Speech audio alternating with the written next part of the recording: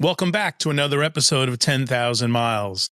Today is going to be an absolute blast. I welcome Hannah. Yes, that's her name, Hannah. Fantastic name. She's a tactical specialist, trains in firearm safety and all the correct protocols to be able to conceal, carry, and do it responsibly and safely. But she does it with a certain vintage flair. She's got a great sense of style, wears it incredibly well. And if you follow her on her social media at LinkedIn, you'll see she's just at home with a 40s dress and purse and jeans rolling in the dirt with her hair down and getting after it. So do me a favor, pay attention to this one because we got somebody special coming on the podcast here. So let's dive in to Hannah.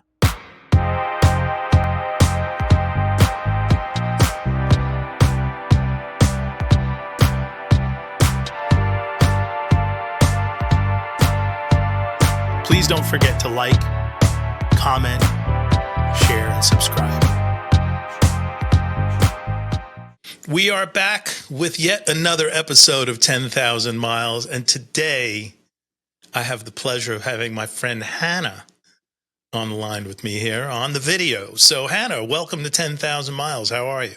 I'm good. Thanks for having me on, Vic. I'm excited. Good. I took a liberty just then. I don't know, you probably noticed, but for the audience, I've been following Hannah's content for quite some time. So to me, she feels like a friend because I see her posts pop up. I watch them. I read them. I see her tactical training, her outfits, her ability to conceal for different occasions. So she kind of feels like a friend to me. And I'm sure when we're done with these 90 minutes, we'll be friends. So Hannah, thank you for letting me take the liberty of calling you my friend. All right. Great. Hannah, so Hannah is a firearms instructor and is also very, very conscious and into her sense of fashion. And I want to talk about all of it. I loved your content. I still love your content. And I think primarily firearm safety and training, if you're going to own a firearm, in my humble opinion, is an amazing responsibility. You should be capable and competent. I belong to a couple of different gun clubs myself to make sure I get to be competent with a weapon. Number two, I think it's, and maybe you're going to educate us differently. I think women are underrepresented in this category. So you having such a forward position in it was very interesting to me. And then three, nobody I've ever seen comes in and says, hey, check out where you can hide your conceal in a beautiful dress. So it's, this is fantastic. Hannah, tell us about yourself. Tell the audience who you are. So I'm Hannah, and everybody thinks that's a fake name, and I promise it's not. My legal name is Hannah. So I'm a firearms instructor, and I call myself the tactical stylist. So I was a stylist for a little while when I moved here to Charlotte, North Carolina, and my world into guns just opened back up when I got here. And so my life now is dedicated to empowering women to take control of their own safety through situational awareness, through less lethal training tools, and especially through firearms. I grew up on a ranch where guns were a huge part of our life, and it was quite the journey for me to come to the place to recognize how much I didn't know about guns. Okay. Your typical 2A family. We always had guns around the house and, conservative family. And I think I was early 30s when I was put into a situation where I was really shown how much I didn't know. And it was embarrassing. Wow.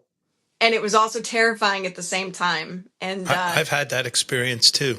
I'll tell you about it later, but keep going. I want to hear those things. I want to hear those stories because they're good for me to share with students, And for me, the fashion side has always been with me as well. I was a tomboy that loved dresses. So it's all collided into where I'm at today. You make it work. You make it work in a big way. That's great. Hey, talk to me about growing up in Colorado on a ranch. What was that like for you? Oh my God, it was heaven. I had a very blessed childhood. My family wasn't wealthy. We were actually quite not wealthy. We were poor. But as a kid, we grew up on 2,000 acres. I mean, you don't know anything. So we joke that we were ranch slave labor for my parents, Everybody I've met who's grown up on a ranch says exactly the same thing. Totally. And I have two other sisters and my brother. And I'm the youngest of four kids. And it was an amazing life. We homeschooled so that we could work the ranch, and Okay. then spent our lives in the mountains in the summer herding about 2 to 3 thousand head of sheep and close to about 1,000 head of cattle. We ran on Amazing. about 95,000 acres of BLM and Forest Service. So my life was free as much as it possibly could be. So we were taught hard work, and we were given the freedom to daydream, and so it was an incredible journey for me. That's hugely where I say to people as I've gone back through, where they're like, where did this desire to teach people situational awareness and safety come from? Hmm. And on the ranch, I mean, if you weren't situationally aware, you were potentially ran over by a cow, bit by a snake, kicked by a horse. And that lifestyle that I grew up in is what really made me incredibly aware of my surroundings and stuff, because it was life and death oftentimes. So, yeah, Hannah, I'm listening to you and I'm smiling ear to ear because my life was the city version of it, but of exactly that. I grew up in New York in one of the boroughs called Brooklyn. My grandfather was the superintendent of the apartment building that we lived in. And I've told the wow. story 1,000 times, but it's so tightly coupled. It's like yin and yang. Well, no, not even. It's like two sides of the same coin.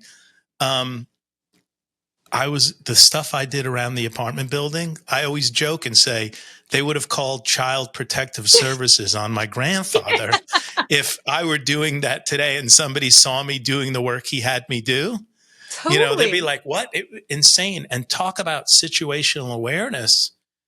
We called it street smarts back there. Yeah, You had to be aware of your surroundings and what's going on. And I don't want to paint a picture that I grew up in a super tough neighborhood, but it was different than growing up, especially where my kids have grown up and where I live now, where, the doors are unlocked and that we had, 4 or 5 locks on the doors and everything was locked or chained. I had a chain around the seat post of my bicycle because if we went somewhere, chain that sucker up, right? You had to have situational awareness. I think both of those things, but I don't have your perspective. Situational awareness is such a gift to it be is. alert. To this day, I will not sit at a restaurant with my back to the door. Just won't happen. Well, it's true. And like you said, the stories may be different, but the relevance is the same, and Absolutely. I know I'm jumping ahead a little bit, but we owned one of Colorado's most dangerous hotels. It was Colorado's most dangerous, and I think when we got it, it was the second most dangerous. What made it And dangerous? so it had a lot of violence. There was probably, I think, 12 to 1,400 police calls there a year. So Wow.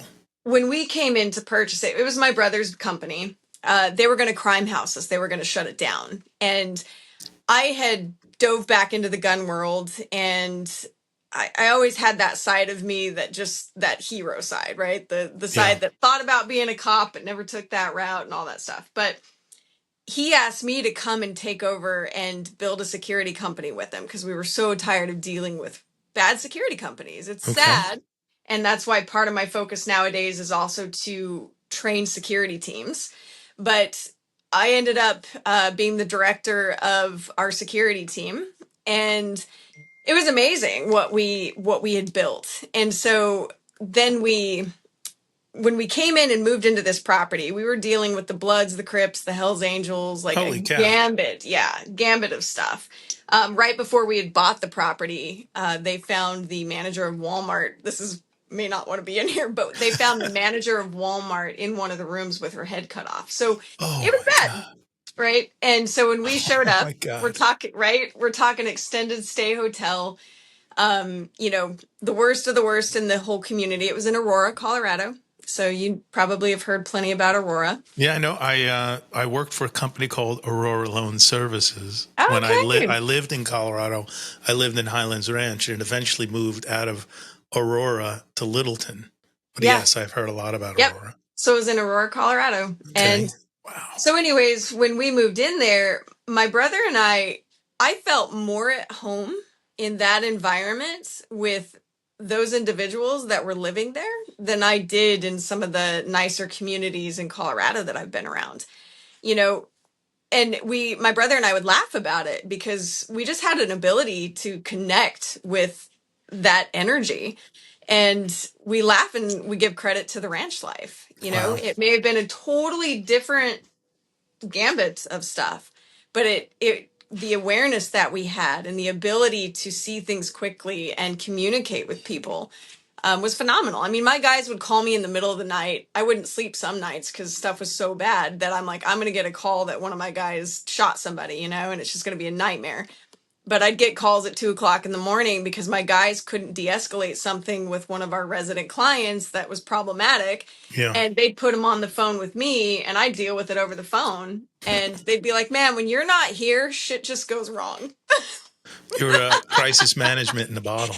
Yeah, and I swear, I'm like, it has to come from our ranch childhood, you know? Absolutely. Well, you became resourceful too, I'm sure, right? Mm-hmm.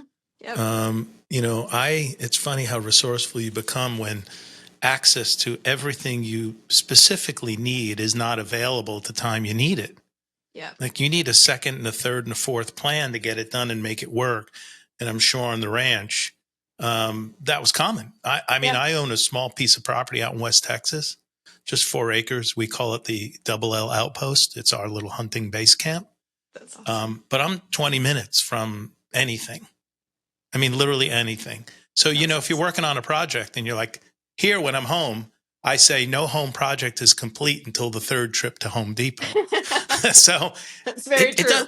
it doesn't work like that out there because it's round trip, like 40 minutes just for me to Yeah. get a screw. And if I got to do that 3 times a day, you could imagine how I'm not getting anything done out there. So you become very resourceful and you really think through things before you get it. You jump into something. You do. That's very well said, actually. Yep. It's accurate. So how has that resourcefulness, carried further and deeper into your life? I mean, in starting a business and identifying you and your personal brand. Tell me about that. So I love that you're bringing up the resourcefulness part. Sometimes I think we don't always catch those parts of ourselves. So I'm sitting here and I'm like, yeah, there is some truth around that. I was working for my brother still when I came out to Charlotte. We still owned properties on the East Coast. We bought C and D class housing and hotels, and Okay. I managed the companies. I managed the teams. I'm sorry. So, my job description, it's a little bit crass, but my job description was I hire, I fire, I fuck shit up, I fix it, and I leave.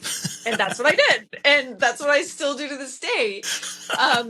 And so it was a great job because it was about building teams. And Okay. I'm really good at building teams and empowering teams and building the brotherhood or the sisterhood and the camaraderie Yeah. and motivating and inspiring people. And a lot of that comes from that resourcefulness. We didn't have a lot of money to be functioning with. We are now not operating that business. He sold the last property and COVID killed us. And so Okay. we just backed out of that for now. But when the company was done, I wanted to stay, and so I'm a person that doesn't give up. So that Okay. goes into the resourceful side. Yeah. And I wanted to stay here, and I moved my kids, my 2 sons, out here with me.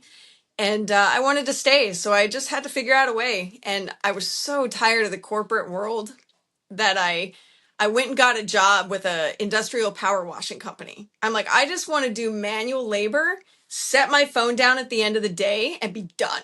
I just wanted to be a 9 to 5 employee. And well, it didn't turn out to be that way. The hours for that job were insane. So we'd be working at 2 o'clock in the morning, cleaning Cat's bus station or whatever. And Yep. it was a great experience. And I finally was like, you know what? I got to do something else. This is the 9 to 5 thing's not for me. So that's really when my business started birthing again. And Okay. I did firearm stuff in Colorado, but when you come to a new state, you got to get legal with them. Yep. And so I started working on getting legal here. And part of me, honestly, Vic, was ready to walk away from the Really? gun world. Yep. Okay. Tell me why. Well, I'd started a website and I was like, okay, I'm going after the gun thing. And there was just constant closed door, constant things going wrong. It felt like, man, it's hard to even put a full finger on. It's kind of like if you have a friend that mistreats you all the time, are you Mm-hmm. going to keep that friend around, Yeah. or are you going to send the friend on? Send them And on. yeah, and I was in Yeah. this place where I'm like, this is not treating me well. Things are not Okay. going right. I'm not getting communication. And long story short, I finally got hooked up with some other really good trainers, and they advanced my training. And so I ended up taking a whole year shutting all my social media down, and I retrained. Um, it was a brutal process, but I was shown again a better way. I was shown Fantastic. again how to rise to another level. And that's the way I operate. If I can't be the best, I'm not happy. Like I have to always be pushing to be the best at what I do. And so I retrained, and then I came back one day when somebody called me and said, "Hey, do you do concealed carry classes?" And that opened up everything. When I got that phone call, when I was ready to let it all go, I was Mm-hmm. ready to hang up the towel, I was ready to walk away from the gun world, I got a phone call. And that phone call drew me back in, and I restarted my website. I've now started Fem9, which is my company dedicated to training women. Mm-hmm. And everything's happening now. And so it's like It's there's great. a flow, there's a timing, there's a grace as to when things are supposed to take place. And I truly believe that that time that I took to learn and readapt myself to a better standard of shooting guns is when life was like, okay, now you're ready. But Yeah. it wasn't until then. It's funny how these things work. You always think you're ready, Yeah. and I'm going to draw a little analogy from my music business days. You're writing songs, and I didn't have really early on aspirations of being in a band and that band, becoming a rock star.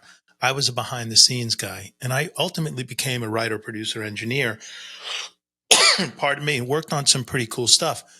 But I would always, I wrote songs like it was like my life depended on it, like a machine.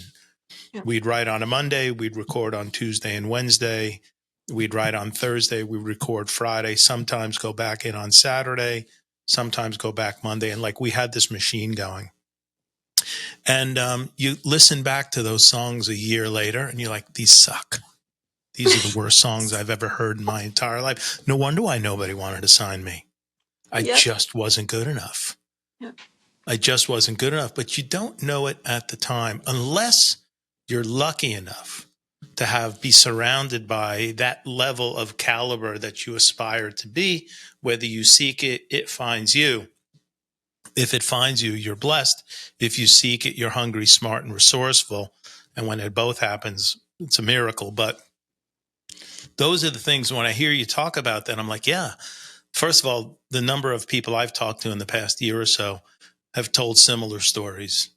Last $5, I saw the guy. As a matter of fact, I didn't interview him, but I saw a keynote from the guy who started Netflix. One of the guys who started Netflix. There were so many times they're about to throw the towel in. Their key moment was when they were all on vacation celebrating some level of success that they had. Still not very big, still very archaic. And they got a call from somebody who said, the guys at Blockbuster want to buy your company.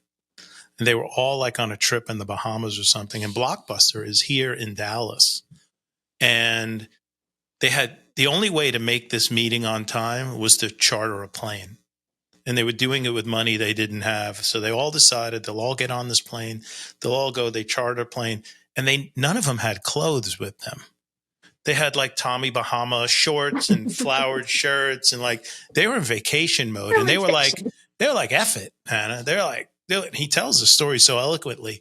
And they walk into a very sort of stiff ties, shirts, boardroom, and these guys were being looked at. And they knew they were on their heels the whole time, but they were being insulted by these guys. You guys don't know anything about videos. Nobody's going to want this stuff online.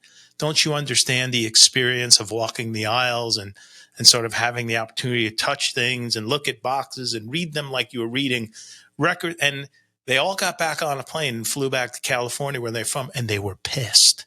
Yeah. And the only thing they said is, we're going to bury Blockbuster, no matter what it takes. I didn't know that. We're going to bury them. Well, he bailed when his portion was worth about 400 million. Would have been billions now. But he said that was enough for me.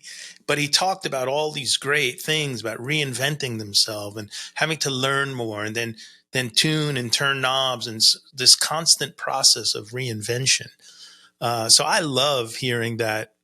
And I'm not surprised, by the way, that you had to sort of take a step back, evaluate how you were doing what you were doing, rose your game up to this next level, and went, oh, that's why I wasn't ready last year. But it's funny when it's happening. It doesn't feel that great, does it?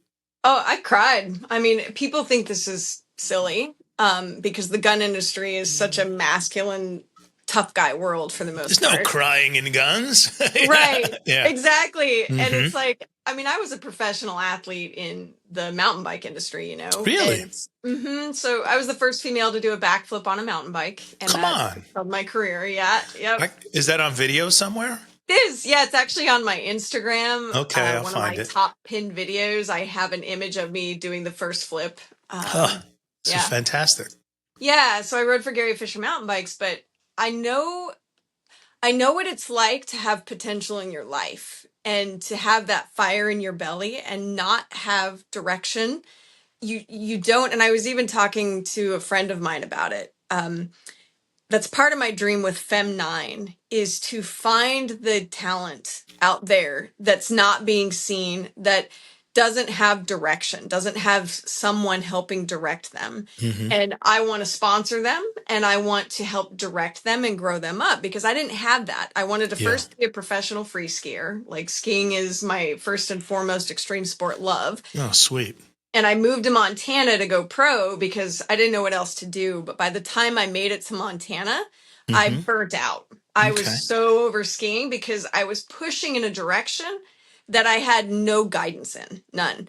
And so I was just pushing on pushing a boulder uphill in a sense. And I was burnt out. So then I just switched my gears to mountain biking when I discovered a downhill mountain bike. I took out a bank loan and got my first bike, because Nice. who doesn't take out a bank loan for a mountain bike? For a bicycle.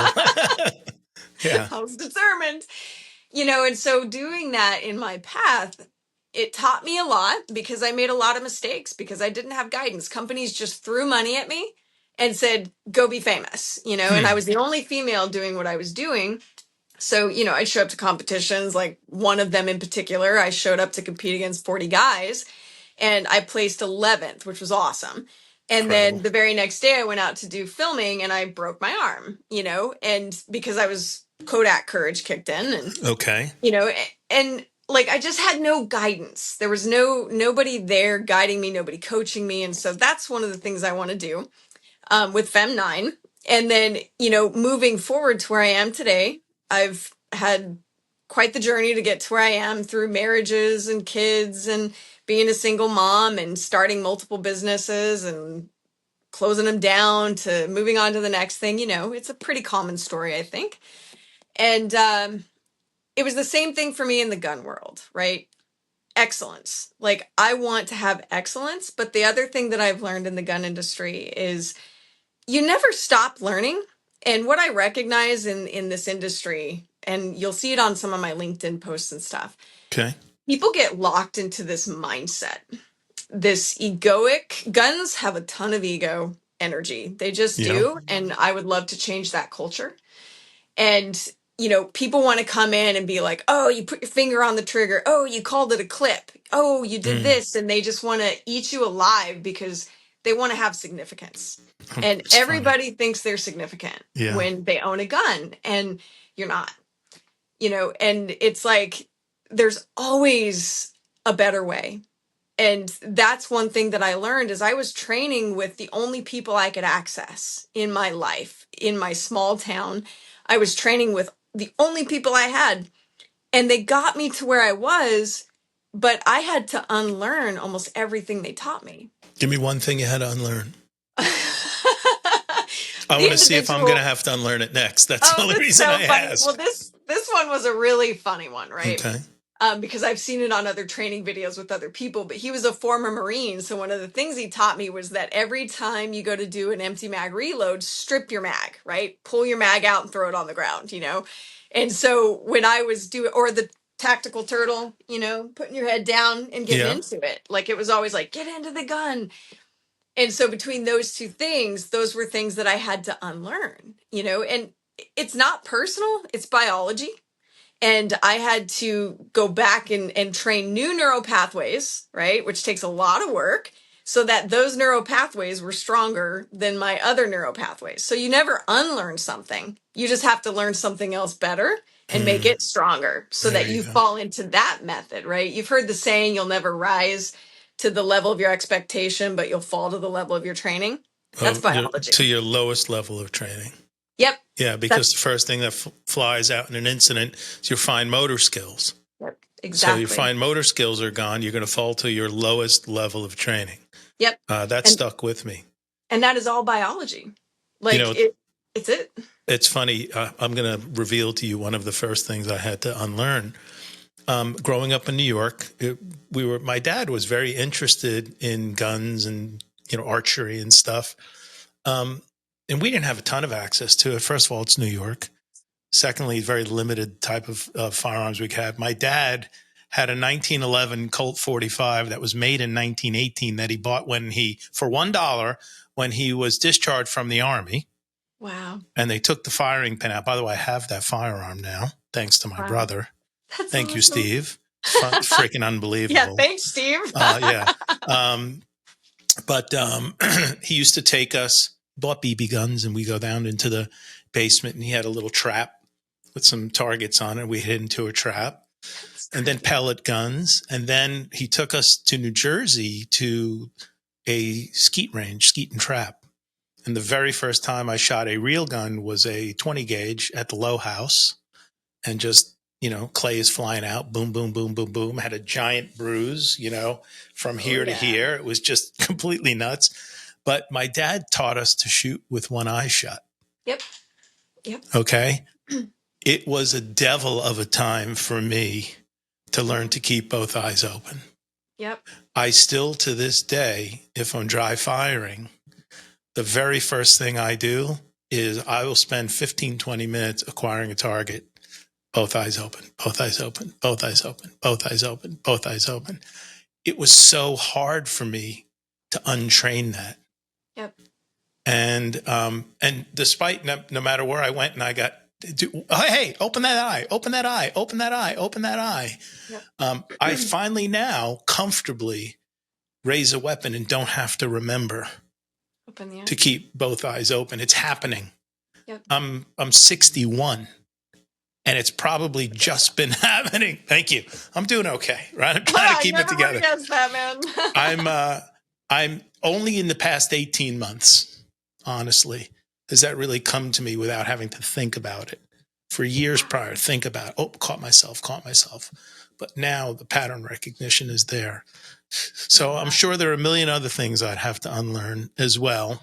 Well, but here's But the thing I tell people. I'm like, once again, there's this heavy ego, and I've dealt with it. I've had people blast me on social media who know better. yeah, And the truth is, the good shooters, they will never blast you. The shooters that yeah, of know what they're doing and are the course. grand masters, they understand what it took for them to get where they are. Yep. And so they see that, hey, if it works for you, it works for you. But here's potentially a better way, right? There is no the way. Yeah. There is the better way. And that's what I had to learn.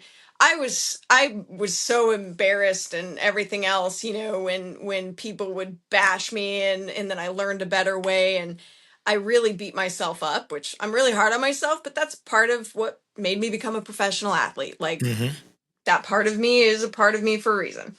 And now going through all my training and getting to be around some of the greats, I understand that I was still shooting okay, you know, and so when I train people now and I see them close an eye, I recognize that their father probably taught them that, because that was a very old school thing. Same with the Yep. tactical turtle, bringing your head down to your gun. Mm-hmm. And ripping the mags out if you were a Marine and stuff like that. But if they are good and if they are being accurate, if they can keep up with the way that I'm training them, I don't beat them up about it. I just offer them a potential better way. So I'm like, Mm-hmm. try this. And if you don't like it and it doesn't work, then we'll figure it out. Because the thing that I've learned is that speed is what's going to show you where things are going to fall apart or where they're going to stand. So Mm-hmm. my method of teaching has come from, years of training with other people and my own experiences as a female, and I've combined it all. And so I love my method, I love my process, and I'm having massive success. Will that Fantastic. process continue to change? You better believe it. I go train with people now as often as I can. Mm-hmm. And each time I come away with something new, whether it's a new term or a new way to teach somebody something I've been teaching them, but maybe their way is better.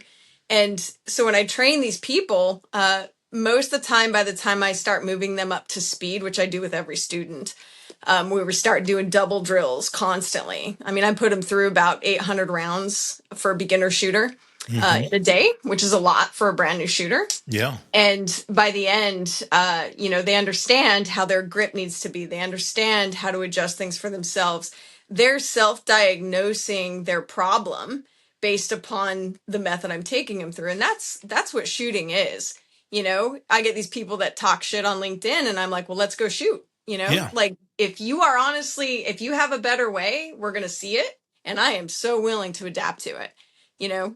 So that's my perspective on guns. It's a great and it's a very interesting perspective to me because you see all the guitars behind me. Hmm. And I'll tell you, learning the guitar is exactly that. You see so many people playing guitar and their hand position is different, but their outcome is fantastic. And I have a friend who studies classical guitar. And really, in classical guitar, I don't play classical guitar. We talk about it all the time. And he will tell me he'll go to lessons where, the teacher will just look at like, and will move his hand like that and just focus on these micro changes in his approach because these hand positions lead to efficiency. Yep. And in order to play the really complex pieces, you have to be able to leverage max efficiency. And sometimes it's these tiny tweaks in how you're holding your hand, where your arm is, the position of the guitar, these little things, right? Nothing having to do with music, the notes, anything like that. Because transitioning from one piece to the next in an awkward position, maybe in the gun world, in an awkward stance, with an awkward grip, with an awkward approach and rise of your weapon, those things will create inefficiencies. So I can only imagine the parallels are the same. Yep. Another story, my son was taking a calculus course in high school and failing miserably. And I worked out the gym with this guy who was a math teacher. I said, Mike, do you tutor calculus? Oh yeah, that's my thing, man. I tutor kids in calculus all the time. What grade is your son in? He's in 11th grade. Yeah, I'll come by the house 5:00. I'll hit the gym. I'll come by here. Gym was near my house. Great. Fantastic. First thing he says to him, okay, let's open your book. Which problem? Let me show me a problem you're working on. Go, great. How did your teacher tell you to solve that problem? Like this. Okay, yeah, that's cool. That's one way. Here is another way. Here's another way. Which way connects to your brain? Yep. And he goes, the last one. He goes, yeah, they don't teach this way. I know that everybody's brain is firing different. Sometimes it has to do with you being a lefty or righty, which way you lean. And it's funny. I watch my son do things. He's lefty and I'm righty. And I say to myself, what the hell is he doing? Who would do this like that? And then I go, oh, wait a minute. He's got a different angle of approach. But my point is in bringing these stories up is, one, the instruction gets you these small changes and you're constantly finding ways of efficiency. Look at sports. Look at how much sports has evolved. what humans can do because of science and training and physiology and everything we know. And that's going to translate into the gun world in a big way. And you find it, right? Every day. It does. And I love, my brother's a biology geek and he's my best friend. You know, we've just worked together for years. He's a breath master and he understands biology. And so, like, I've dove into the nervous system. I use the nervous system a lot when I'm training people. And I just trained a woman recently who survived the Las Vegas shooting, and she had some serious PTSD from that. You know, just she shared her story with me, and it was very Wow. graphic and hard. And I was proud of her. Her husband reached out to me and signed her up for one of my classes. And I don't think they knew what they were getting into with me, because I always tell people it's about so much more than guns with me. Guns have people think this is crazy. They're like, how are guns spiritual? Guns have the potential to be an incredibly spiritual tool because they tap into the nervous system, just like a cold plunge, just like anything that's going to shock the nervous system. They are a gateway into a deeper level of people's understanding and their being. And so when I took her to the gun range, we did I love training people on private lessons. Even for my CWP classes, we do the whole sit down classroom portion together, Yep. and then they each sign up for a private lesson with me. Okay. Because I have to function intuitively with each person. Back to what you're saying about math. I Yep. struggled in public school because I learned differently. And I have one story where a math teacher wanted to fail me on a problem. I was the first kid to get done in the class, which never happened because I was the slowest student. But this first time I got done with the math answer, took it to her. She looked at it forever. And I'm like, is it right or wrong? Right? And she's like, your answer's right, but your work is wrong. I don't know how you got the answer. Go do it like the book. I was so that happened, mad, Alex. Vic. Same thing I happened, went back Alex. to my mom, and my mom was like, she's like, Hannah, you were like that when you were little. And I'm like, why did you tell me this? You know? So I see that with other people, and I have to function intuitively with each student. But we did a heart mind coherence breathwork session with her on the range with gunshots taking place in the back. I wanted that. I knew what she needed. And by the end of the day, she was my most progressed student that I've ever had. And I have to say, the majority of my students that come to my concealed carry classes, I tell them at the end, you're not ready to conceal carry. So I tell people on my website, I'm like, look, I'm not here to just hand out concealed carry classes to pay for it. Like, I'm going to give you the blunt truth. Good for you. And by the time we do the training and I show them how much is involved in being a good shooter, mentally, physically, emotionally, most of them know it themselves. Let me tell you something. My respect for you has just gone through the absolute roof. We need more trainers like you out in this space. Yes. I have gone to a lot of training, and I've gone to the biggest group of 20 people on a very large range, 16 people, 12 people, and then did a 2-on-2 coach session on a range, which was long gun. And I'd done the 4-day defensive handgun course 4, 5, 6 times. They're 4 days. Just love it. You know, to learn the basics constantly over and over and over. I can see if you can qualify at a higher level. Just love it. But there are always newbies in the class who had no business being there. Yep. They go and buy like a double action Beretta or something that's too complicated for them, but it's beautiful. It's pretty. It's pretty. It's nice, right? They got, the wrong holster for the training. And sometimes they're being pushed out to get something else. But no, like the amount of times this person turned towards me and covered me. I'd be, hey. And I was paired with my son. We always did this together. So he'd be on the line. I'd be on within an arm's reach, or vice versa, right? If he were going to turn, stop his shoulder. Like we had we were instructed, I should say, in some protocols to ensure safety. These 2 guys on the side, man, had no business being on this range. And finally, and this is, get to know me, you'll know this is not me. I raised my voice and I went, hey, point that weapon down range. Yep. And instructor heard there were 4 instructors for 20 people in this class. One guy comes down. I said, with all due respect, sir, I apologize for yelling at you.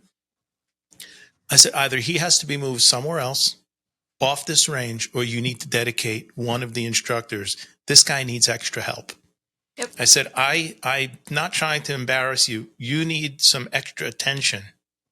I said, and you might want to consider getting a Glock. I said, because this is way too complicated for you, what's going on here.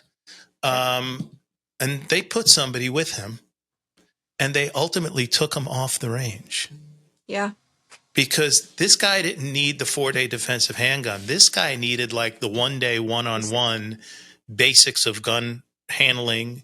And it was just, it's crazy. But I don't know that this guy came out, and if he didn't go for a CCW, if he didn't, because I took a CCW here in Dallas, Hannah, be honest with you, so easy, ridiculous.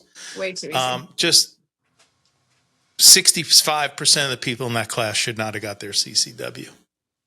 100%. I hate to, I'm going to leave this in. It's the truth. Yes. Like, I'm about training. I'm about safety. I'm about responsible gun ownership. And that starts from where you purchase, how you store, how you practice, how you prepare, like, and talk about conceal. I want to get into that because you've got a lot of videos about how you personally conceal.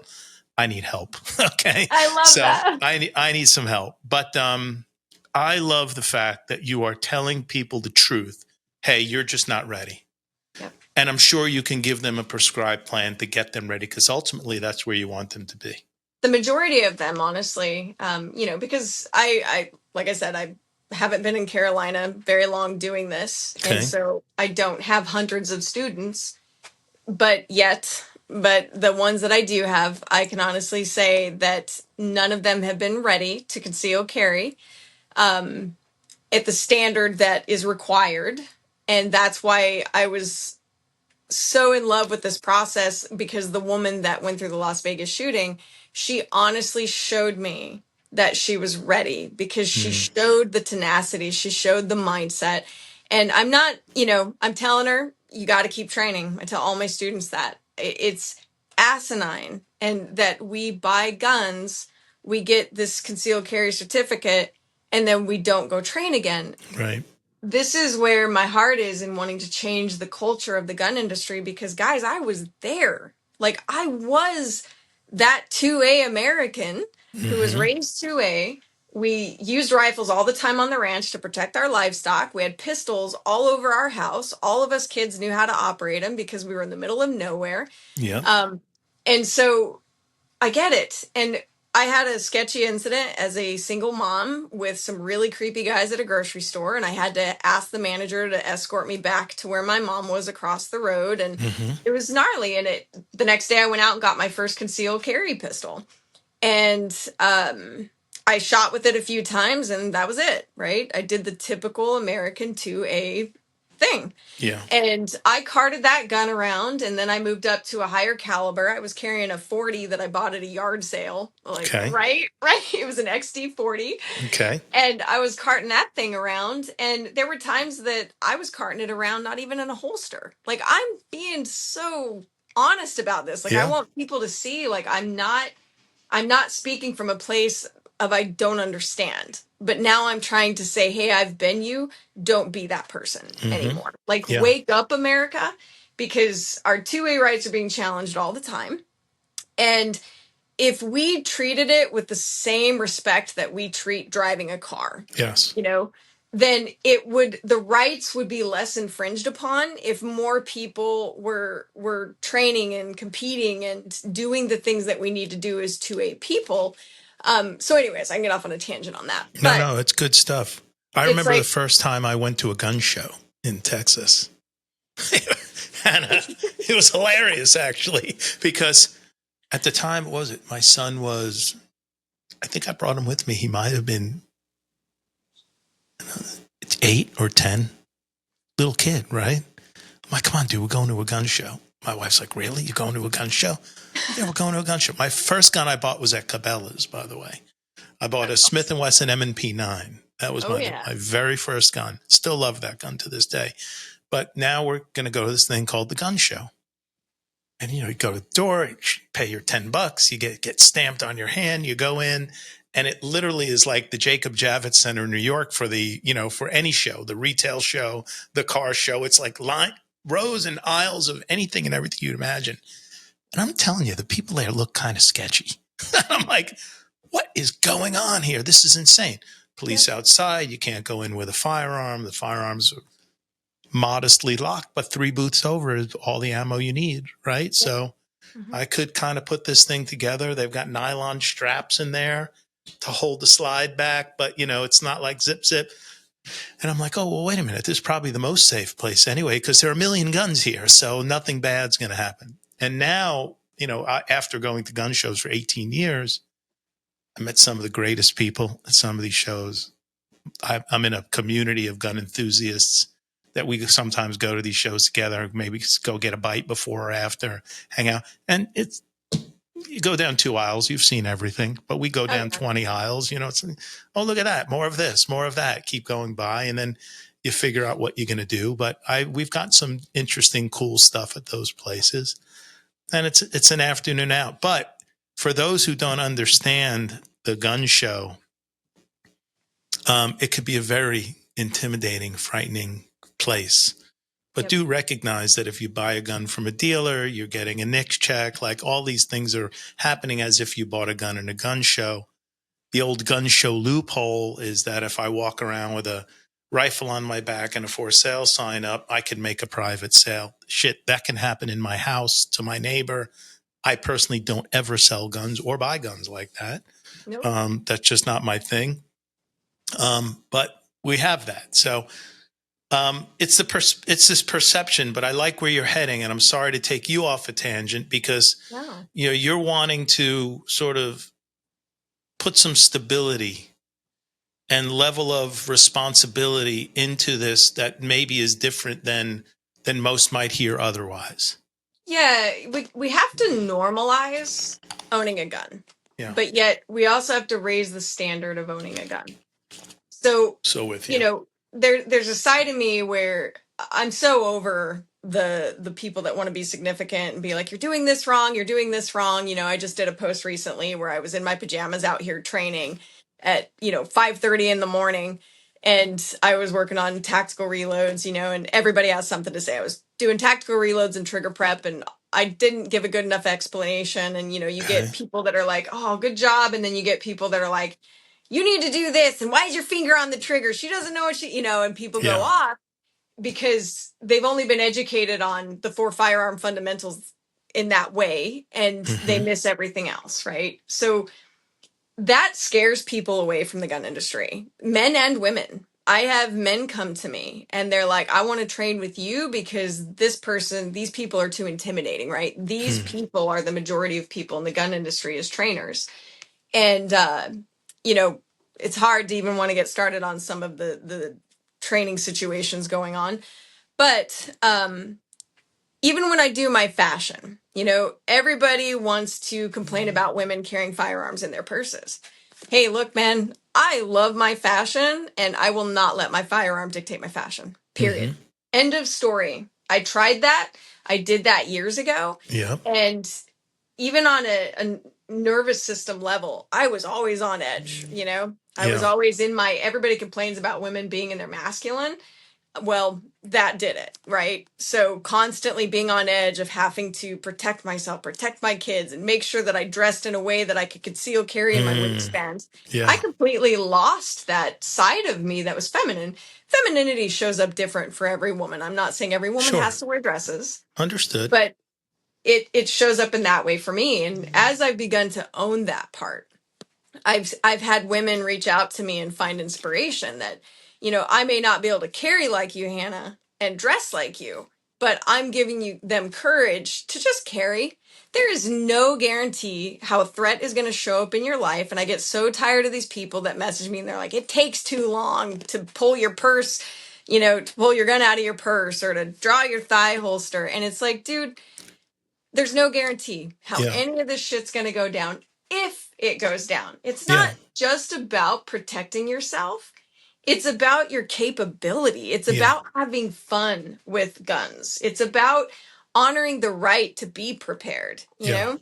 It's not just about how fast you're going to take somebody down, because here's the other side of that too. Most people don't think about the ramifications of pulling a firearm on somebody, much less shooting somebody. It's Absolutely. terrifying. Terrifying. Terrifying. I mean, yeah. There's a really good book called Violence of Mind. And Who wrote that? Do you recall um, offhand? You look it up. um, oh, he's got a bizarre name. I'm sorry I asked you. No, I'm just I want you to know his name. violence of mind. Gosh darn it. You're going to say it. I'm going to be like, yep. Who wrote that book?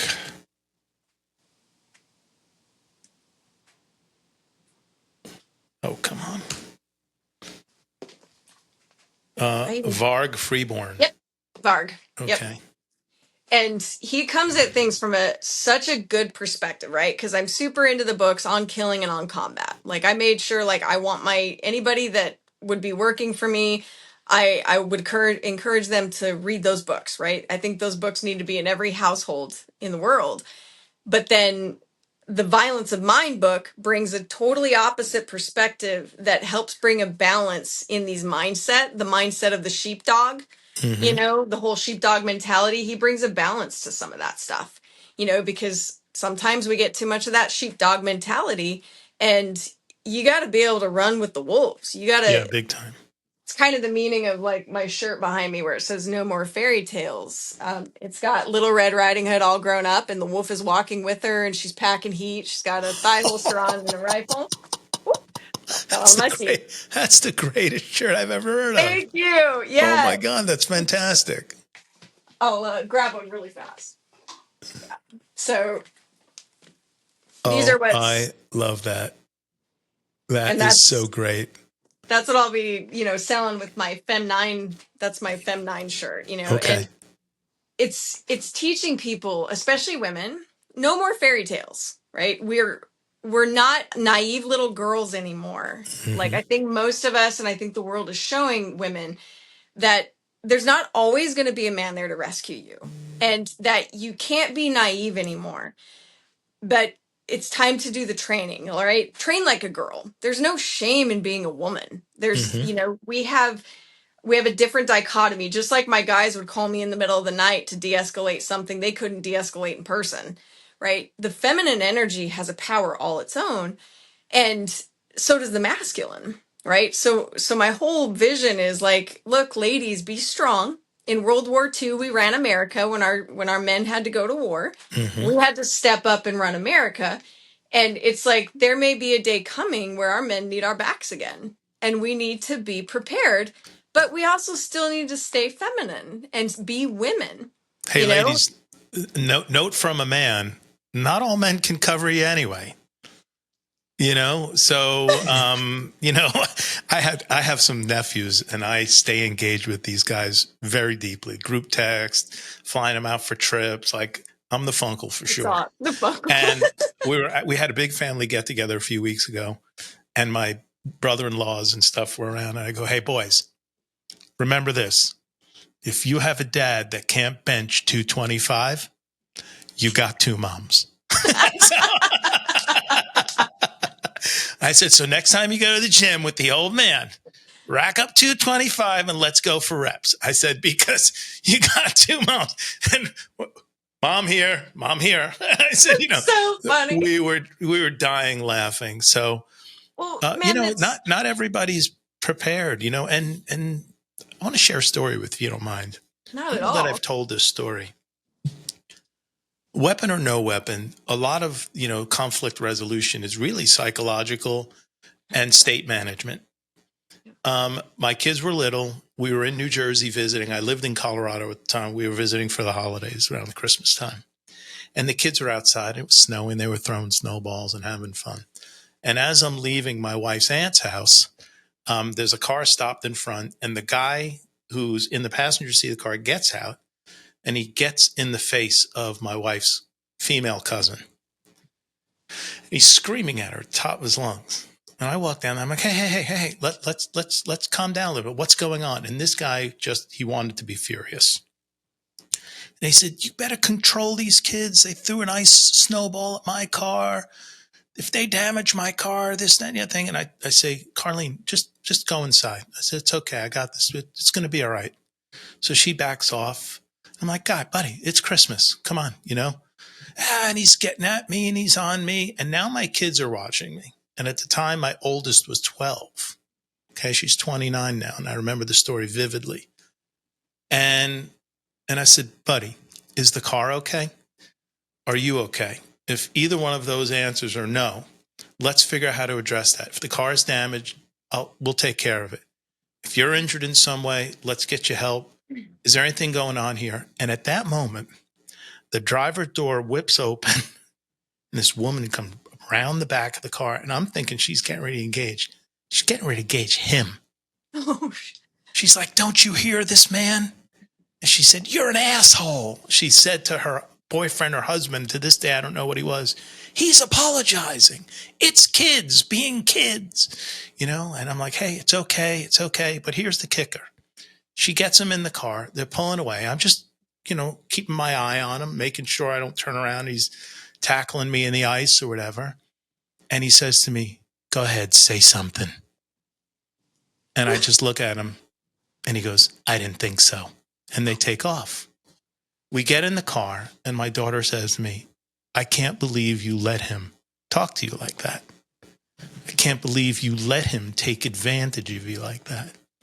I said, T, when you get older, you're going to realize that as a parent, you have to think very quickly. And you often don't have as much time to think as you like, but you have to program yourself to be able to respond. I said, here's what I had to think about at that moment.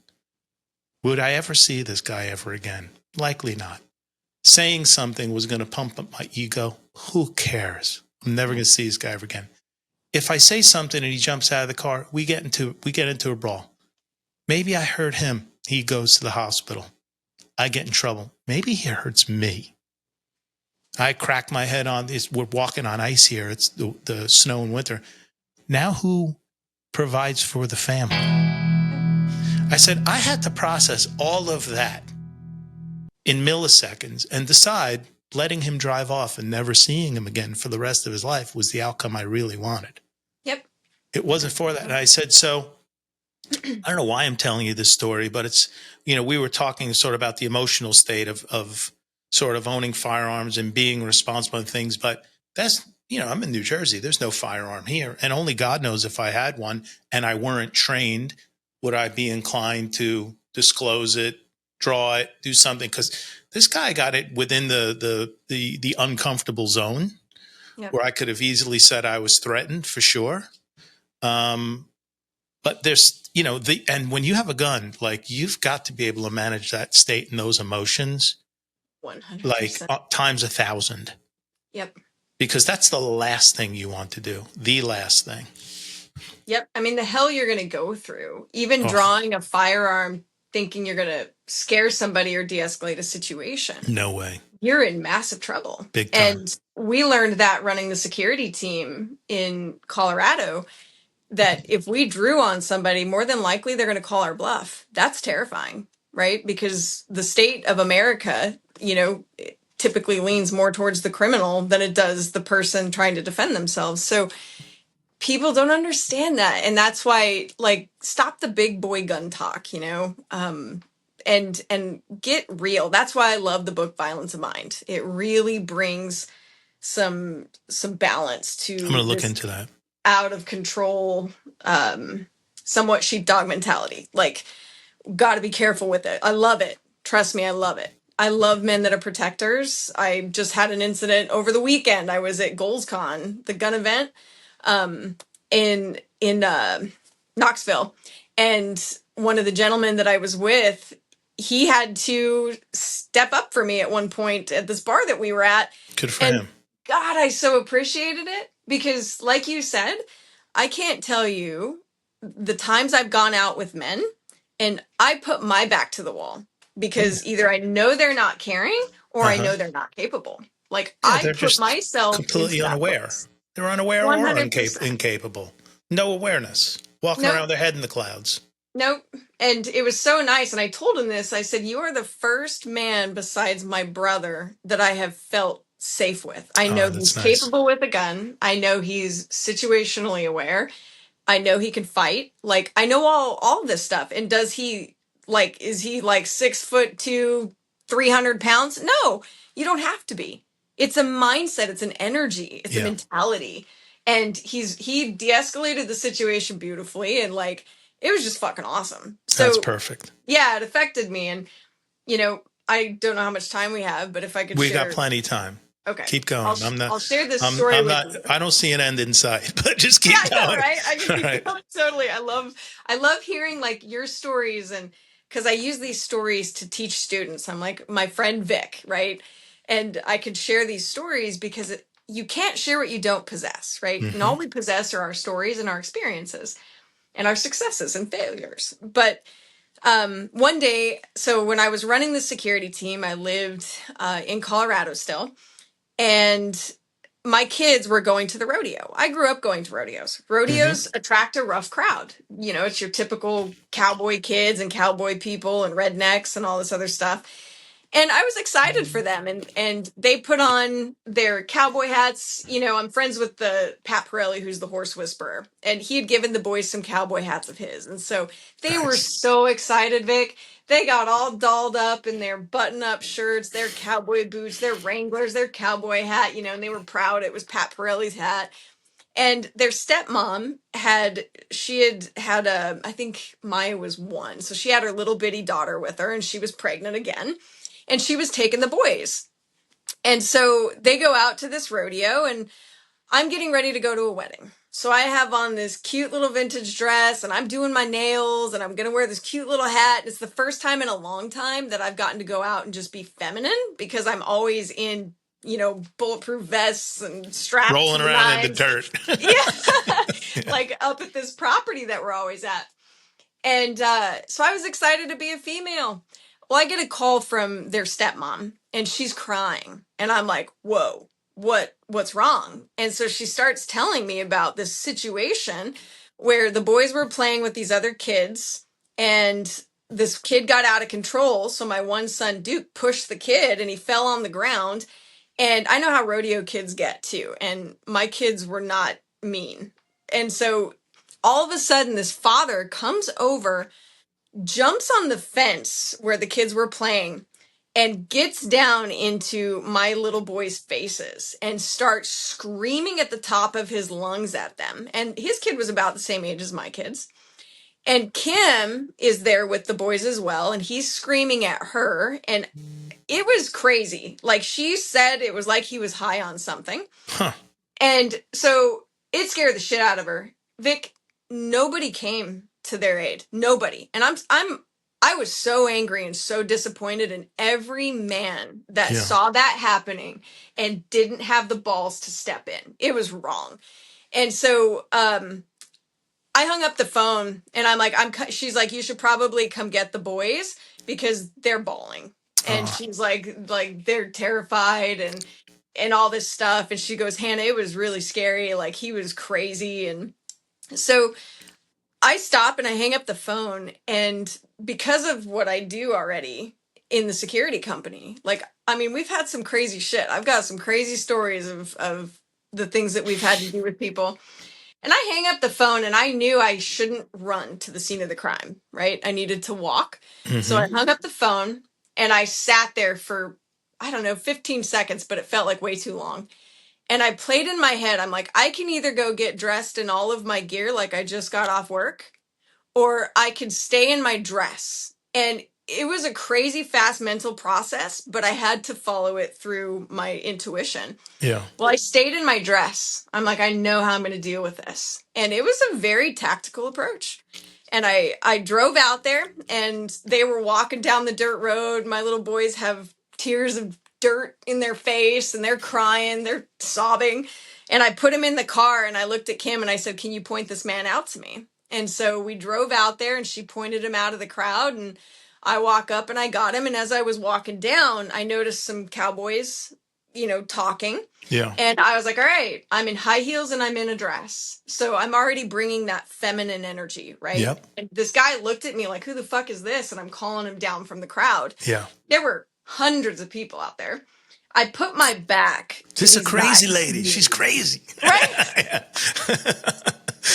I put my back to these guys because I know they're seeing a woman in high heels at a rodeo in a Yeah. dress. It's already attracting attention, and I'm like, okay, if this guy starts fighting me, I know that these guys are going to see a woman in high heels and in a pretty dress getting attacked, and they Yeah. hopefully step in. We'll see. We'll see. I was very disappointed in this crowd.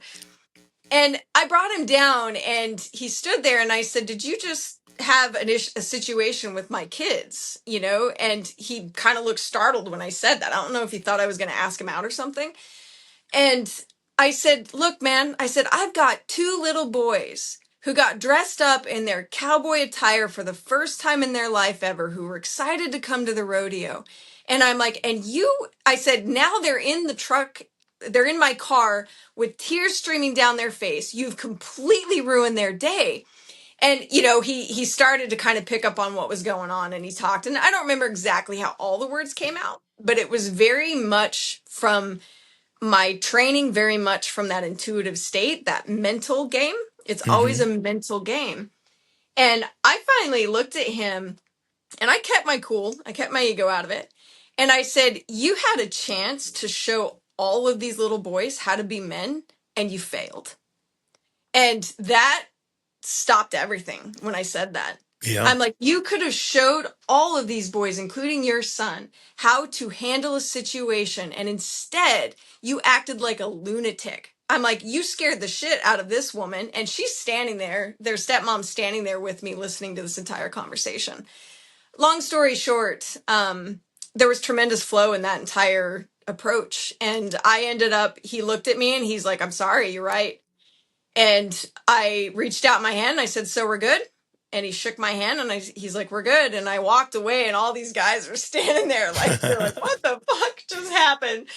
And I found out later that everybody in the community is afraid of this guy because he's some big drug dealer. I don't give a shit. Like, we deal with that. Like, he's small fries compared to what we were dealing with. Yeah. And so everybody was afraid of him and nobody wanted to step up because they were afraid of him. And I'm just like, I have numerous stories that are like that. But you also hit the core of a man's psyche. Yep. I mean, whether you did it consciously or subconsciously, most men find it very important to show the way to young people to be a man, how to be a man. And a lost opportunity there. You'd have to be so far gone from center of the core of your DNA to not really want to have that opportunity. And it doesn't always have to show up in the macho. There are so many things that you do being a man. I have a friend, by the way, who's she's my wife's best friend from 5th grade, and we've all become great friends.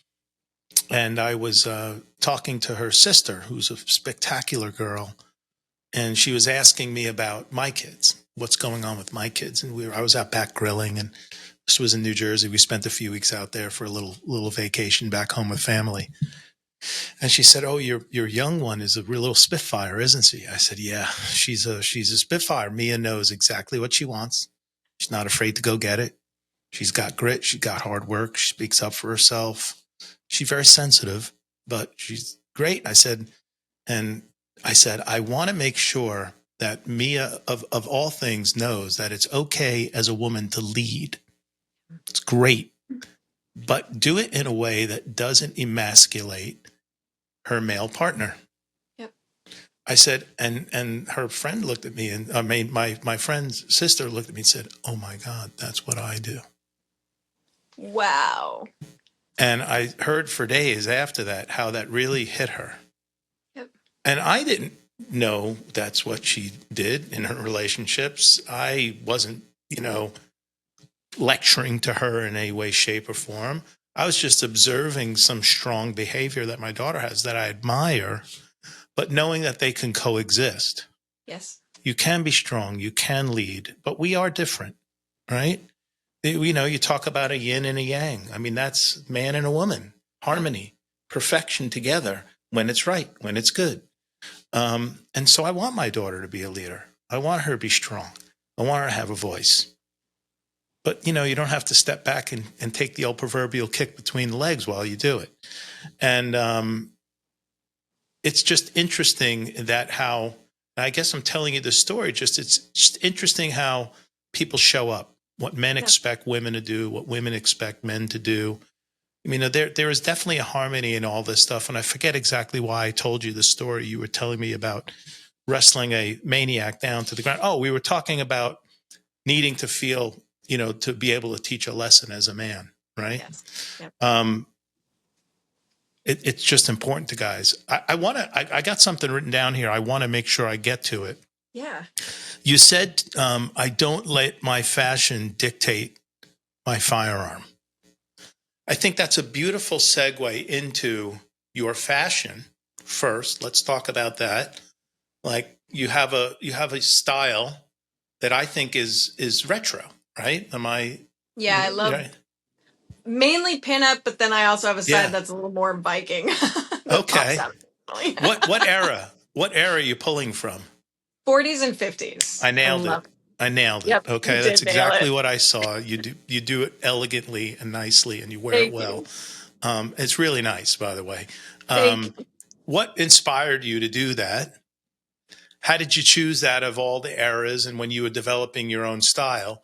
And then I want to segue into, I've seen a lot of videos. You've got on this beautiful dress and this clutch and this purse, and then whoosh, whoosh, the Velcro goes around the leg. It gets spun to the center, and then you're demonstrating how you can get to your conceal. So let's start Yep. with your sense of fashion and how that evolved, and then let's go Yeah. into the conceal part, and then I want to talk to you about my conceal problem.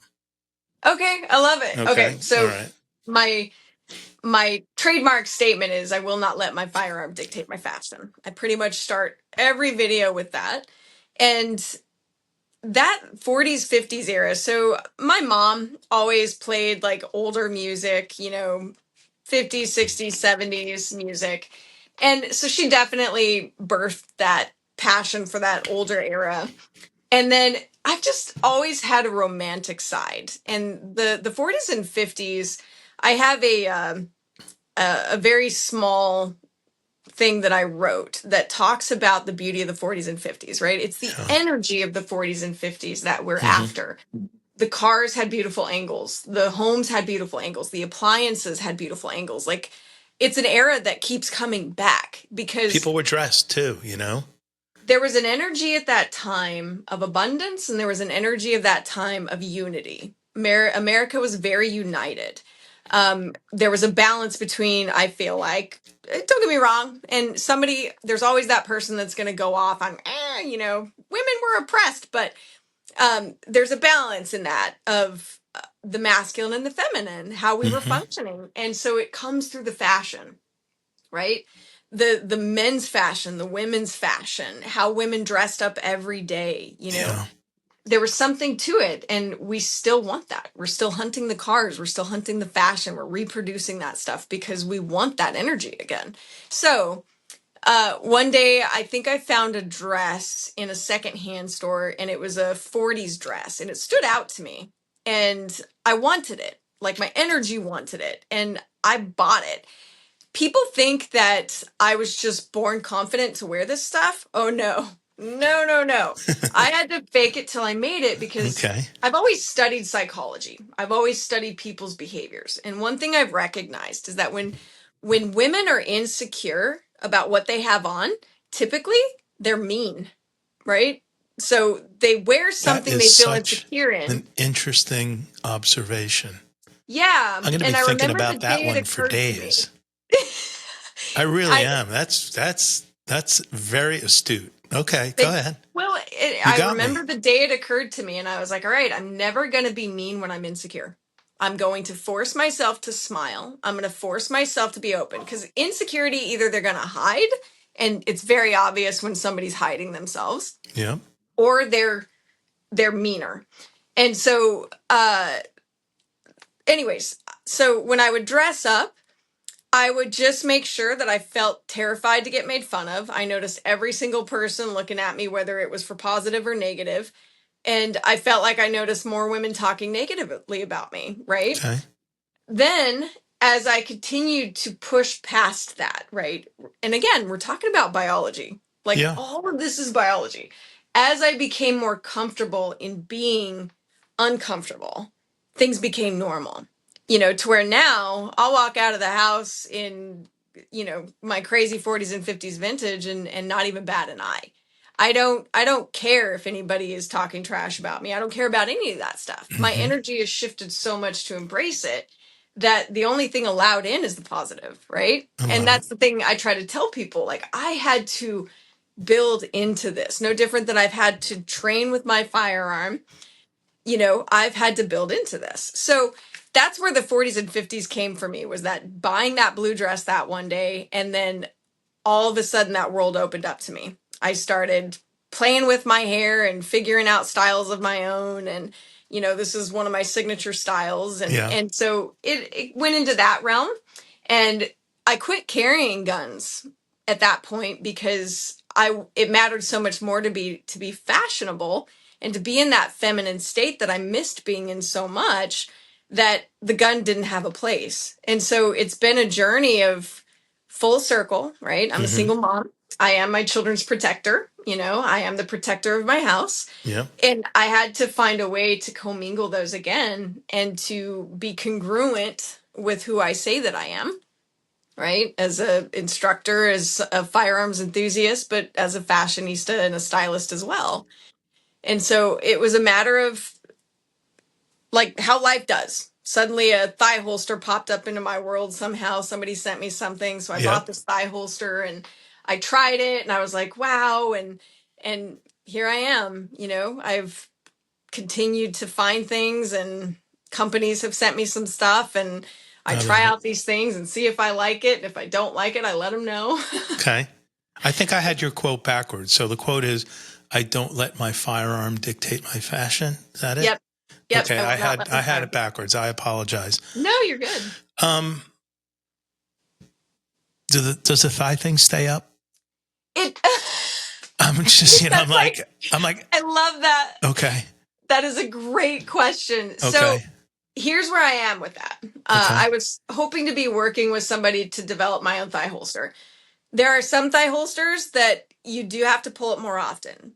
Okay. Then the thigh holster that I wear a lot, I've never had an issue pulling it up, right? But the thing is, I've done the training, I've done the work to figure Yeah. out what works for me.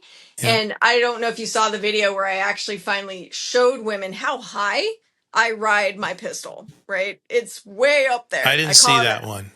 I call it a compacted the cooch. I stopped at like R rating, so I got as far as R rated videos, Hannah, and I'm like, I got enough, okay, I got it. It's on the thigh. I get a spin, we're good.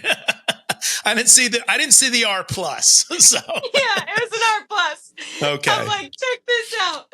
So I had to show women, because with the thigh holster that I have, like I said, it never slips on me. I never have a problem, but you have to Yeah. understand how you have to ride a holster in order to keep it up, right? And a lot of these thigh holsters come with garter belt straps. I did Yeah. a video years ago before I was ever an instructor, and one day I was bored and I was like, you know what? I'm going to review this thigh holster. Vic, it was the biggest joke thigh holster I've ever seen. Like, I can't believe the company even put it out. Okay. My pistol fell out when I was testing it because it couldn't hold the pistol. I mean, it was crazy.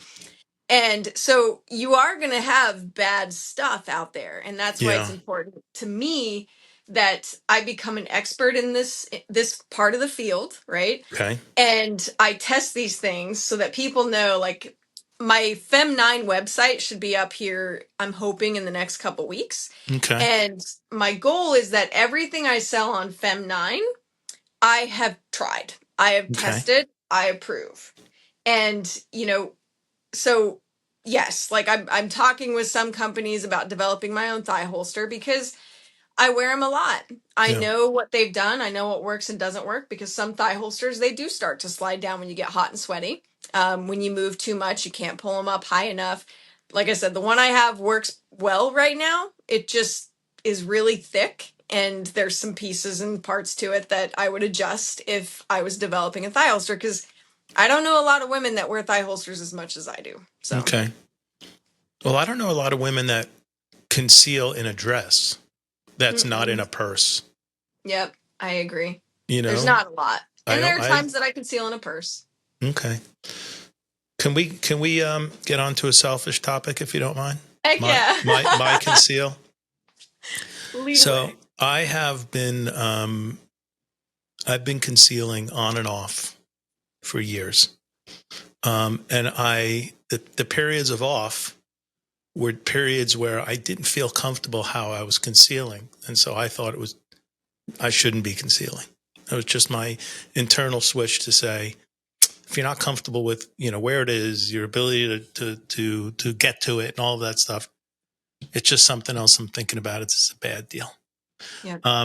I've recently moved to this. Yes. Mm-hmm. Okay. I think this one, it's made by a company called Eberstock. This was specifically made for a firearm. This isn't just like your $8 Amazon fanny pack. It's got, place inside for the firearm. I carry a Shadow Systems CR920X. Love that thing with a nice I love optic on it. Shadow Systems, man. Oh man, so What much I fun. carry. Do you? I have the MR, but I've recently started carrying the CR. I have the MR 920 as my sidearm, and then I Yeah, bought my son one as well. My yeah. concealed carry pistol is a SIG P365. I think that's Okay, a yeah. great gun for a That's a woman. great gun. That's a great Mhm. gun in general. Um, honestly, and you're not going to hurt my feelings. As I said at the top, we're friends, and it's proving to be true. What do you think of that from a carry perspective? Okay, so from a carry perspective,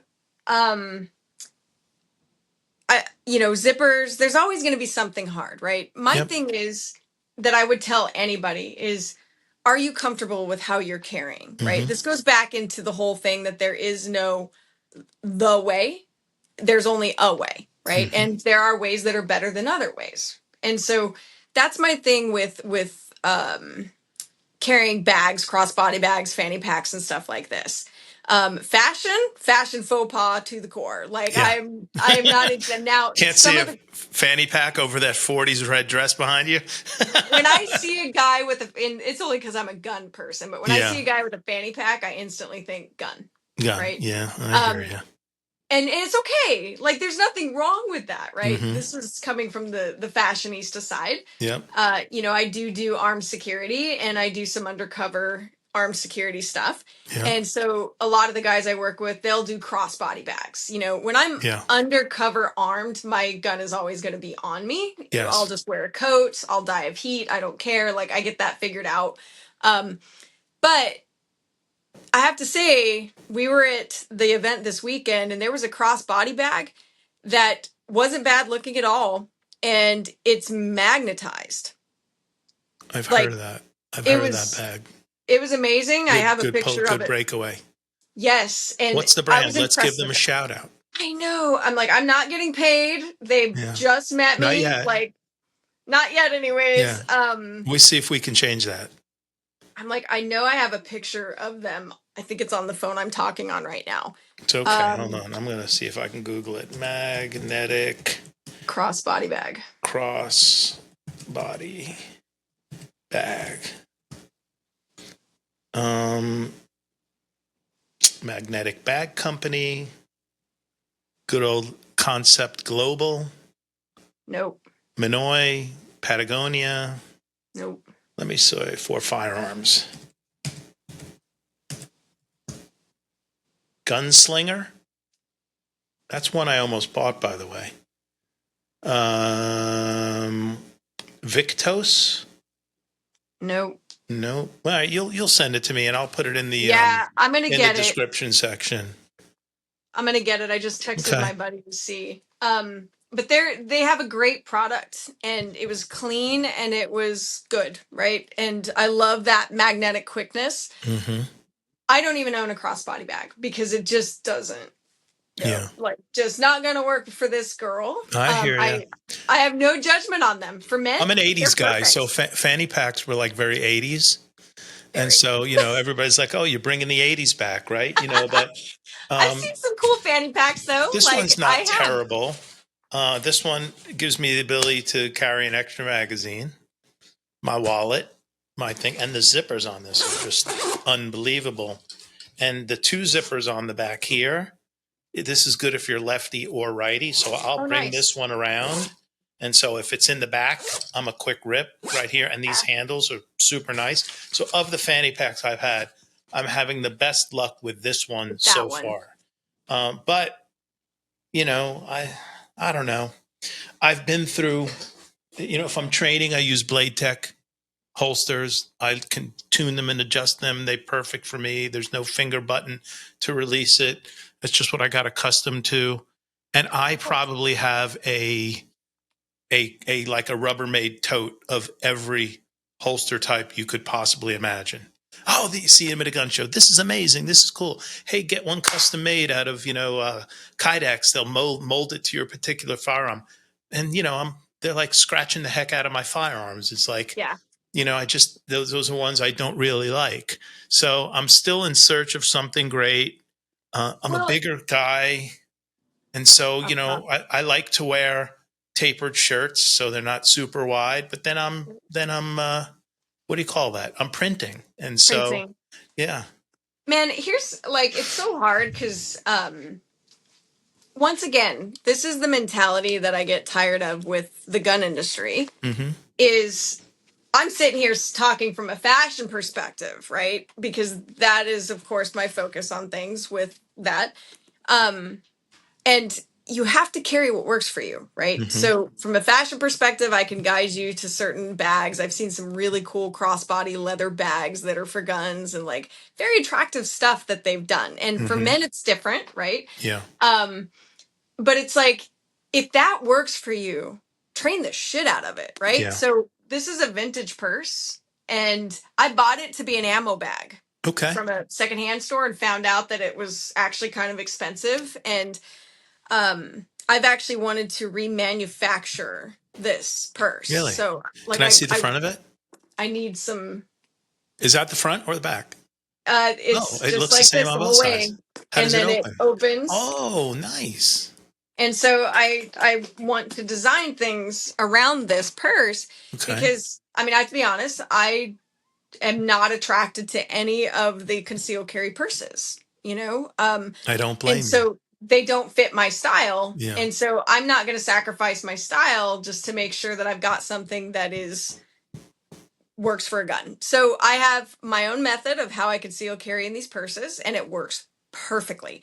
And I practice with it. You can see it in my videos when I draw for my purses. Hmm. Is it as fast? No, but again, I'm not living my life expecting to have to quick draw on Yeah. somebody in a situation like that. And the truth is, they may not even see it coming. And, we just get stuck in that mentality Yeah. of stuff, right? So my thing is, you have a way that works for you, train it and become the best at that way and just Makes keep sense. training it. I'm not going to let anybody talk me out of it. Now, there are a couple things that I've learned about. Neomag is one of them, and they make the Alias belt system. Bad Let ass. me go Like look. Neomag. Neomag, and it's the Alias belt system. So it is really awesome. So my buddy Oh, Michael Billings works for them, and I actually got to see that in action this week. And he was concealed carrying constantly, and it's a really neat detachment system inside of the belt. yeah. And I so it love keeps that. everything snugged really close to the body. You can move things around, take things off quickly, because that's another thing. I hate belts. Yeah. But if you can use a system that they give you an attachment that is it's pressurized and you slide it onto your belt and it creates a system that locks your pistol in, you can carry your Kydex holster, whatever holster you want. Yeah. It's designed to mount to your holster. I love stuff like that. Um, This is you know, cool. I'm going to check out Another this cool one website. is yeah, their stuff's awesome. Sticky holster. So I'm a Pocket dealer in carry stick. What's that? for pocket carry. No, this one is in the waistband. So Really? Yeah, so I just became a dealer of sticky holsters, so I'll be selling these on my website because again, I've tested it, I've tried it. It's an amazing product. Can you turn it Uh, around? yep. So how does that go IWB? How's that go inside the waistband? So because of the material, Uh-huh. it literally sticks. So it's Oh, just here, and then when you pull nice. up, it Oh, stays. that's cool. So Okay. it's literally called the sticky holster because the material sticks. And so Interesting. I wear it. I don't like belts and like the pants I have on today, but I've been all over the grocery store and stuff with that in, on my side, Yeah. and I have no problem. So that's a great option when you want to wear something that's soft, comfortable, close to the body, and you don't have a belt that things are going to work with. I mean, I have a lot of ideas for people um, when it comes to So that I've stuff. seen some of your videos where you're training and you've got something outside the waistband. And so I think one of the videos, somebody yells like pink, blue, red, green, right? And you're going through this series of shooting, silhouettes of in Yeah, certain order, right? yep. So you could tell I'm watching your stuff. I love. Okay. I did my homework and I've been doing it. Um, and so there, the training is coming from outside the waistband. Yes. How do you Mhm. recommend a balance between that sort of range, tactical stuff, but also really training from where your firearm is going to be the majority of the time? So it comes down to fundamentals, right? And that's the part like I said, a lot of people that sign up for concealed carry classes, they're not ready to conceal carry at all. So we stick to outside the waistband. Some of the people in my classes may not even make it far enough to put a pistol inside of their pants. Mm-hmm. So my encouragement to people is you got to get the fundamentals down. Yeah. Fundamentals never change. I don't care if you're JJ Rakaza, like you are always training the fundamentals, and that's what I have learned. That was the mindset mistake that I made many, many years ago. You think that because you can press the trigger and hit a target slowly, right? You slow down to make sure you get that super tight group. You think you've got your shit dialed in and you don't. Now let's start speeding that up. Let's start getting doubles. Let's start shooting Mm-hmm. the dope drill. Let's start doing things where you're going faster. And that's where I started falling apart. And that's where I realized my fundamentals were fucked up. Right. And so you got to train the fundamentals. It doesn't matter if you're training inside the waistband or outside the waistband. Okay. You've got to understand how your grip, because everybody's grip is going to be uniquely their own. Nobody Okay. has the same handprint, right? Yeah. So your grip is going to be uniquely your own. And so when I train people, yes, I get them shooting. I do believe in the grip with the thumb running down the barrel. Like I Yep. start them on a very basic, this is the way grip. And then as we begin to shoot more and their nervous system calms down and I'm able to get them in the parasympathetic state where they can actually Mm-hmm. think, then they start feeling how their fingers are placed. So I don't actually show people my personal grip Okay. until I've trained them for a couple hours and they start to understand their own because I don't want them to adopt my way. Yeah. And so I start showing them things, and by then they're feeling, oh, my ring finger sits in this finger or this middle finger sits here, and I'm over gripping here. A target and a timer don't lie. A paper target and a Mm-hmm. timer don't lie. And so all of those things together, they begin to see, like, I'm over gripping with my right hand, right? So that's one of the things that I had to unlearn, because we get into all this grip BS, 60-40, all this stuff, gripping hard with your right hand, and I have to say that was not the best way. And so I've had to learn how to dominate with my support hand, right? And not over grip with my right hand. And Mm-hmm. that has been a major training process for me, right? Because when I get hyper and I get stressed out, I immediately start over gripping, Clenching. Yeah. clenching, and that's when my Yeah. Low, clinches low to the start left, dropping. low to the Yep. left, low to the Low to the left. left. Yeah. Trigger Yeah. prep, side Guilty, Your Honor. alignment. Guilty. Yeah. All right, But at hand least I could users diagnose guilty. it now, right? Oh, yeah. We know why we're doing that. Yeah. That's it. That's it. So Yeah. we self-diagnose, and then they quickly catch it. So whether you're shooting outside the waistband or inside the waistband, get your fundamentals down. Because I was just talking with my buddy over the weekend, And we were talking about that because he's moving on to be a grandmaster, I think fairly soon. So he's Okay. really badass. And I'm not there yet. I am working towards that. Okay. And so we were talking about some of this stuff, and we were talking about how when you draw, your grip is not always going to be on. There are some of my thigh holster videos when I'm drawing with a thigh holster. If you watch, if you were to slow it down and zoom in, you may see as I'm drawing up that I actually float my gun into a better grip while I'm Oh coming yeah, up. I noticed you're reacquiring as you're sort of, getting into that position. But I didn't see that as a flaw. I saw that as like, hey, this is real world. Like she's got a dress on. That freaking gun's on the inside of her thigh. Yep. Like this isn't on the outside. Because Hannah, to be honest with you, I'm in my happy place with a firearm when it's on my right side, outside Yep. of my waistband. Like if I'm training at a training facility, or if I'm out at my property, or if I'm hunting. If I'm Yep. hunting, I have a long gun and I have my outside the waistband. And Vic is a happy guy, right? Because Yes. I am incredibly confident from that position. I know Yep. exactly where it is. I know where it's going to come. I know where to bring it, how to bring it out, and then rise it up to target. It's all this other concealed stuff. And I'm just thinking this through right now. And this is the one challenge. I'm building a range out at my property. Nice. I just got the okay from the county sheriff. Hell yeah. But because at the range I go to is a very nice indoor range, but they don't allow holster. And so, the gun's on the Common. counter, come up. Yep. It's like, yeah, I can take it from that position up and acquire very quickly.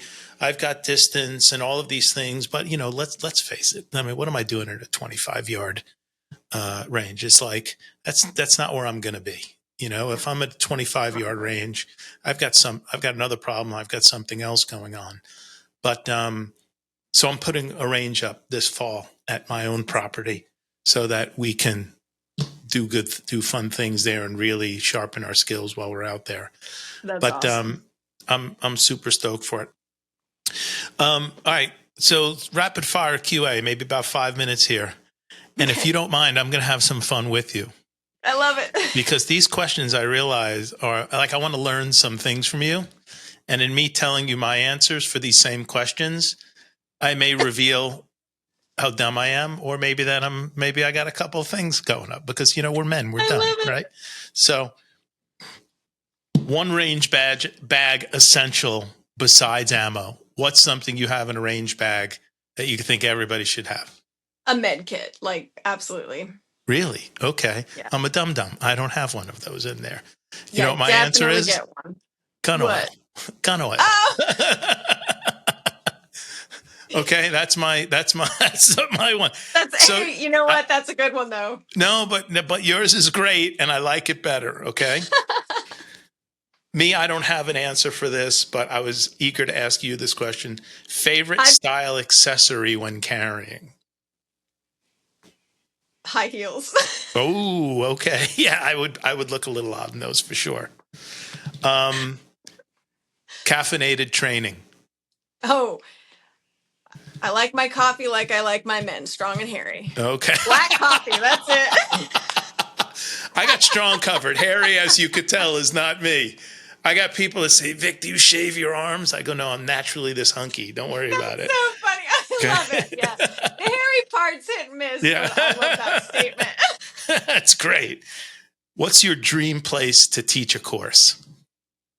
My backyard in Colorado where I grew up. Oh, So wow. Does on the family still own the property? no, we don't. Okay. So we ended up having to file bankruptcy. Just it got to the point where as ranchers, we just couldn't survive anymore. And I was born and raised in the house that was there. And we were there for, I want to say almost 40 years. But uh, behind the ranch, if you see any of my videos where I'm Aussie rappelling and we're shooting I have. guns, Yeah. that's where I grew up. That's my Oh, wow. backyard. That's And so cool. so I want to set up a competition back there with that kind of stuff where people have to run this route through this canyon and like that would be epic. That's cool. Hey, you have this saying that says Trained to be dangerous, darling. Yes. Where did that come from? Tell everybody what that means. So I was talking with a brand expert. She's somebody that came to me for concealed carry training, and then I found out she's a brand expert. So then I reached out to her because I know there's a right way to brand, you know? And so she was helping me with this stuff, and she asked me a lot of questions because the train to be dangerous, darling,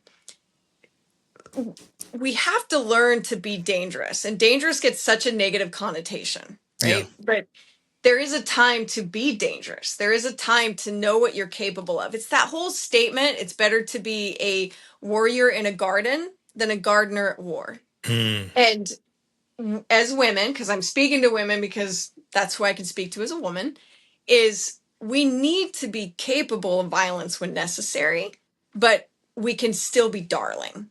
You know, Yeah. you I don't love have to it. give up the darling That's in order right. to be dangerous. Totally. And my hope is that I can inspire that in women by showing them that this is how I live my life. This is I what love I it. do. So, I'm you're going to get two amens and an hallelujah and 1,000% from me on that, you know? I love that. Um, how can people get in touch with Hannah aside from hannahhannah.com? I By the know, right? way, just to let you Hannah.com. know, I'm like, man, I don't know her last name. How do I not have her last name? I scrubbed Grok, Chat GPT, That's the internet. I'm like, oh man, she just does such a good brand of this name. This is unreal. I know oh, it's like that's Smith or awesome. Jones or something. That's so Hannah. awesome. I love it. Yep. Hannah. It was a married name, and Okay. I kept it, obviously. And Okay. so yeah, they can reach me at hannahhannah.com, Okay. and my fem9.com, so it's feminine, right, Yep. without the I. So Yep. fem9.com is going to be up here soon, and they can also reach me through those avenues. I've got my LinkedIn account, which is the Tactical Stylist. Yep. And then I've got my Instagram account, which is the Hannah Hannah.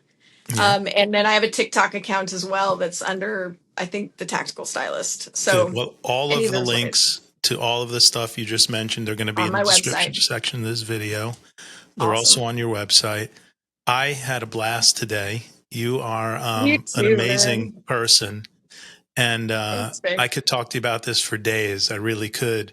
But I have Oh, found that totally. people don't like listening to episodes more than 90 minutes.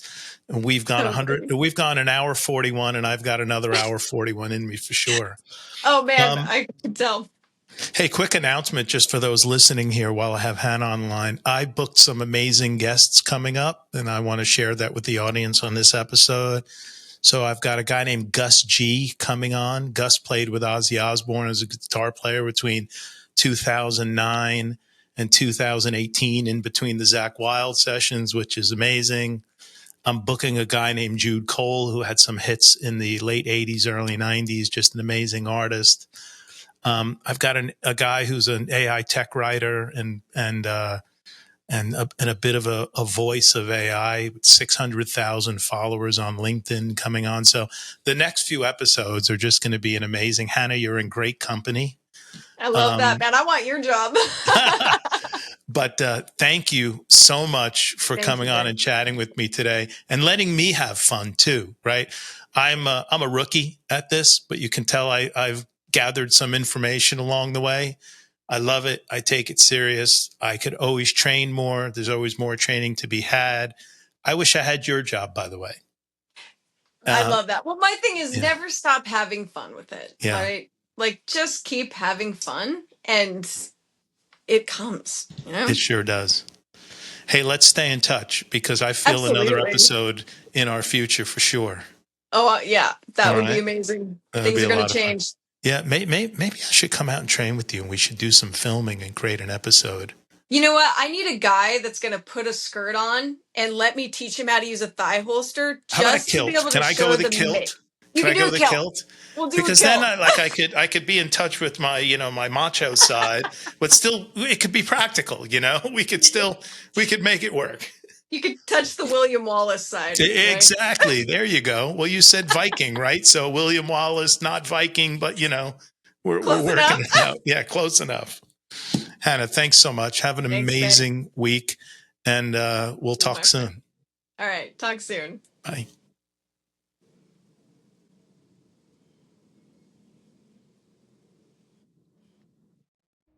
Please don't forget to like, comment,